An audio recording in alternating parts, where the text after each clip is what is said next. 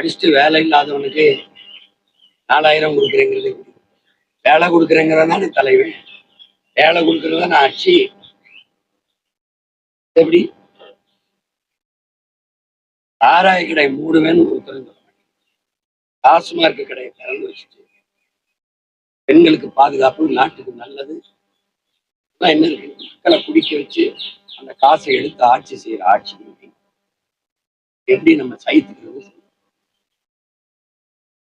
எவ்வளவு கொடுமையான ஒரு ஆட்சி முறை. 10 லட்சம் கோடி கடன் இருக்கு. இப்ப நீங்க சொல்லியிருக்கிறதெல்லாம் அறிவிக்கிறது, நீங்க அதெல்லாம் நிறைவேற்றணும்னா மறுபடியும் நீங்க பல லட்சம் கோடி கடன் வாங்க, 1 லட்சம் கோடி வட்டியை கட்டுறீங்க. நாட்டினுடைய நிதிநிலையே ஒவ்வொரு ஆண்டு நீங்க பட்ஜெட்டு 3 லட்சம் கோடி தான், 1 லட்சம் கோடி வட்டி போயிடும்.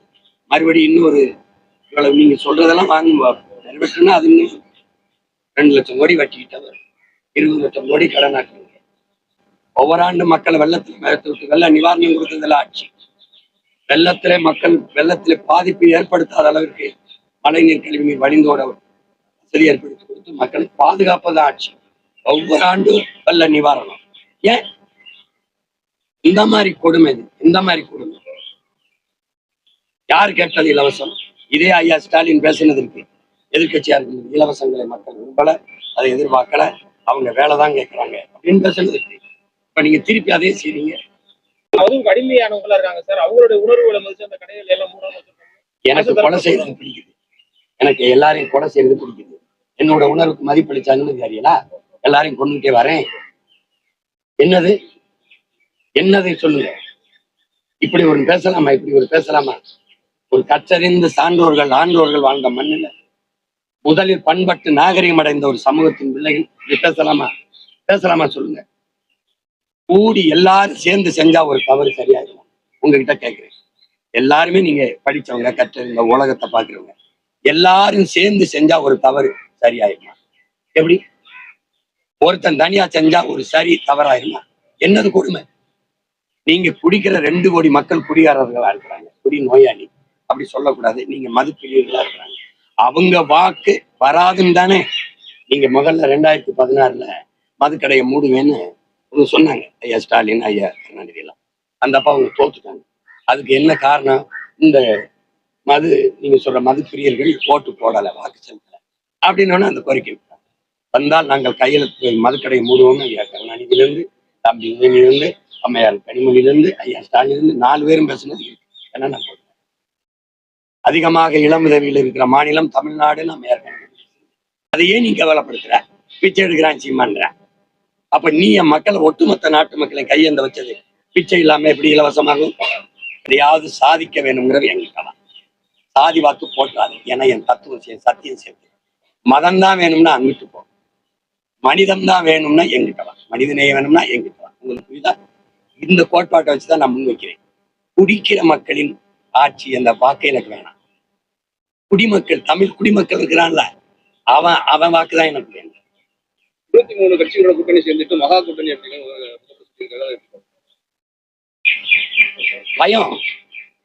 பயம் தோல்வி பயம் எல்லாரையும் கொடுத்துல. கூட்டத்துல நிக்கிற ஒருவனுக்கு துணிவோ வீரமோ தேவையில்லை, தனிச்சு நிக்கத்தான் வீரமும் துணிவும் தேவைப்படுது. நாங்க என் மக்களை, மண்ணை முழுமையா நேசிக்கிறோம், நம்புறோம். அவங்க நம்பல, அதனால தலைவர்களை, இயக்கங்களை நம்புறாங்க, கட்சிகளை நம்புறாங்க. நல்லாட்சி கொடுத்தோம்னு தனிச்சு நிக்க வேண்டியதானே? எடப்பாடி சொல்ல 23 கூட்டணி வச்சு இலவசங்களை அறிவிச்சிருக்காரு அவரு. ஆமா, பயம், நேர்மை துளி இல்ல, அச்சம்.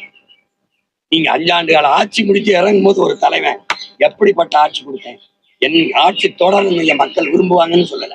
நீங்க ஆயிரக்கணக்கான கோடிக்கணக்கான ரூபாய் சொல்லி தொடரட்டும், ஸ்டாலின் ஆட்சி தொடரட்டும், தமிழ்நாடு வாழட்டும், இப்படிதான் சொல்லிட்டு நீங்க தான் விளம்பரம். எதுக்கு நீங்க இலவசம் 1000 ரூபாய் கொடுத்த இடத்துல அடுத்து 8000 கொடுக்குற அளவுக்கு வளர்த்திருக்கீங்க மக்களை. எல்லாம் வறுமை ஏழ்மையா வளர்த்திருக்கீங்க. இது ஒரு ஆட்சி முறை. படித்தவன் வெகுண்டு எழாம, ஒரு அறச்சீற்றம் கொள்ளாம, விழிப்புணர்வு பற்றி எழாம இந்த அநியாயத்தை சகிக்க முடியாது. முதல்ல இந்த கொடுமை முடியட்டும், நமக்கெல்லாம் விடியட்டும். சசிகலா கூட்டணி போட்டிருக்காங்க, அதை நீங்க எப்படி பாக்குறீங்க?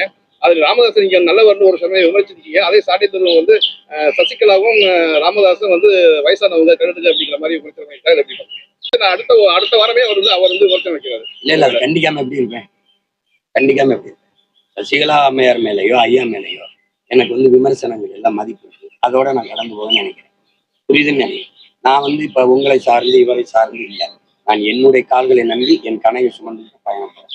இல்லைன்னா எல்லாரும் கூட்டணி விடும்போது போயிருக்க மாட்டேன்னா. அதுக்கு என்ன செய்யுது? அது என்ன செய்யுது? கொஞ்ச நேரம் இருங்க. இல்ல எங்க அம்மா ஏன் போனீங்கன்னு கேட்டேன். என் தம்பி என் தங்கச்சி சொல்லும்போது ஒருத்த கூட இல்லப்பா, வீட்டுல தனியா உட்காந்துருந்தேன். எல்லா சொந்தக்காரப்பிள்ளையும் அந்த மார்க்கெட்டுக்கு போய் உட்காந்து பேசிட்டு இருந்துச்சுங்க. சரி அதுகளோட போய் வாங்காத்தான் நீங்களும்னு அங்க போய் உட்கார்ந்து நான் சொல்றேன். 100 நாள் வேலை திட்டத்தை நான் எதிர்க்கிறேன்னா உங்க எல்லாரும் மனச்சாங்கன்னு சொல்லுங்க. அந்த திட்டம் ஏதாவது நன்மை வைக்கணும்னு சொல்லுங்க. காங்கிரஸ்காரங்க கொண்டு வந்து நாட்டை நாசமாக்குது. ஓட்டுக்காக பாரதிய ஜனதாவும் திமுக அந்த திராவிட கட்சியும் தொடங்கி ஒரு நாடு ஒரு மக்களினுடைய மனிதனுடைய அறிவாற்றலை உடல் ஆற்றலை உழைப்புல ஈடுபடுத்தி உற்பத்தியை பெருக்கினாதான் அந்த நாடு வாழும் வளரும். சும்மா இது சம்பளம் தாரேன்னா என்ன நடக்கும்? இப்போ அந்த 100 நாள் வேலை திட்டம் வந்து எவ்வளவு நாள் ஆச்சு? நட்டு வச்ச மரங்கள் எத்தனை, தூர்வாரின குளங்கள் எத்தனை, சீரமைச்ச சாலைகள் எத்தனை? ஒண்ணும் இல்லை. உங்களுக்கு தெரியும். அது வந்து எங்க அண்ணன் என்ன எதுக்காக அந்த முடிவு எடுத்தாங்கன்னு தெரியாது.